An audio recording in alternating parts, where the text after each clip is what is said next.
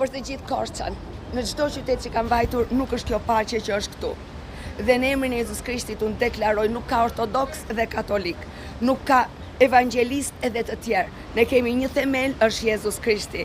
Dhe unë deklaroj që çdo zemër e çfarë do lloj komuniteti do të ngjallet në Krishtin Jezus. Unë deklaroj që të gjithë do të njohin Jezus Krishtin si Zot dhe Shpëtimtar.